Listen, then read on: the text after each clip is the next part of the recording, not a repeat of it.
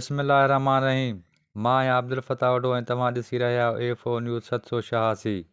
Union council Ber Sharif जे vice chairman Zohaib Tunio, district council member Abdul Rashid Tunio, general councillor Akbar Brohi ऐं ॿियनि तरफ़ां यूनियन काउंसिल बेर शरीफ़ जे चेयरमैन तरफ़ां मुसलसल नज़र अंदाज़ करणु ऐं चेयरमैन यूनियन काउंसिल बेर शरीफ़ तरफ़ां इजलास न कोठण बाबति हिकु हंगामी प्रेस कॉन्फ्रेंस कई वई।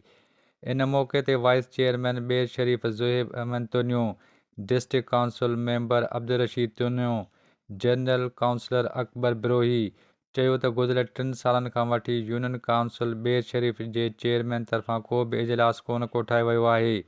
नई तरक़ियाती कमनि में असांखे एतमाद में वरितो वियो आहे। हिननि वधीक चयो त असांखे वोट ॾेई कामयाबु कंदड़ वोटर असांखां पुछाणो करे रहिया आहिनि। हर महीने 10 लख रुपयनि जी बजट यूनियन काउंसिल बेर शरीफ़ खे मिली रही आहे, जंहिंजो बि हिसाब किताब नथो ॾिनो वञे। जॾहिं त यूनियन काउंसिल बेर शरीफ़ जे चेयरमैन तरफ़ां हर भेरे तरक़ियाती कम करण जा वाइदा असां सां कया वेंदा आहिनि, पर हू इहे वाइदा वफ़ा नथो करे। हिननि इल्ज़ाम लॻाईंदे चयो त यूनियन काउंसिल बेर शरीफ़ जो चेयरमैन करप्शन में मुलविस आहे। हिननि वधीक चयो त अस्सलाम वालेकुम। मां यूसी बेर शरीफ़ जो वाइस चेयरमैन ज़ोहेब अहमद तुनियो आहियां। मूंसां गॾु डिस्ट्रिक्ट मेंबर आहे अब्दुल रशीद तुनियो ऐं जनरल काउंसलर आहे अकबर बरोही ऐं ॿियो असांजो जनरल काउंसलर आहे जूणेजा जो असद जूणे जो ऐं यूथ जो असांजो आहे काउंसलर अब्दुल गनी शेख।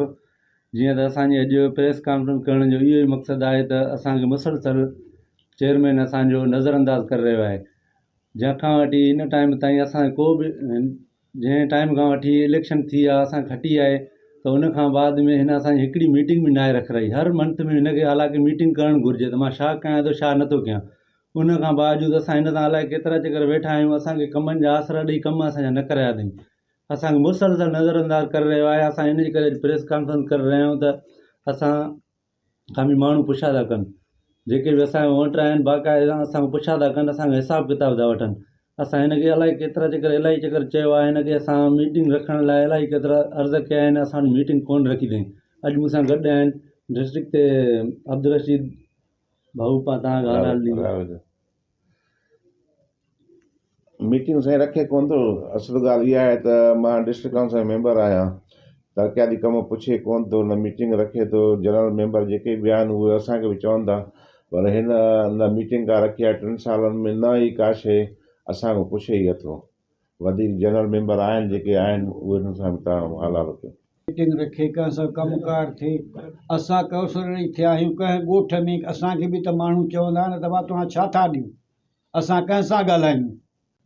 खे असां चयो आहे त असां हिते वेही असां मीटिंग कयो, उन खां बावजूदि असांखे कूड़ियूं ॻाल्हियूं करे ॻाल्हि खे दरगुज़र करे असांखे नज़रअंदाज़ करे रहियो आहे।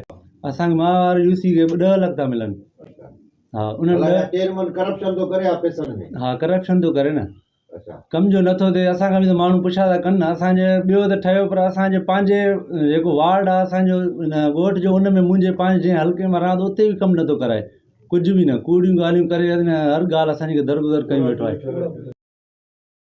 मज़ीद न्यूज़ एंड अपडेट्स के लिए इस चैनल को सब्सक्राइब करें।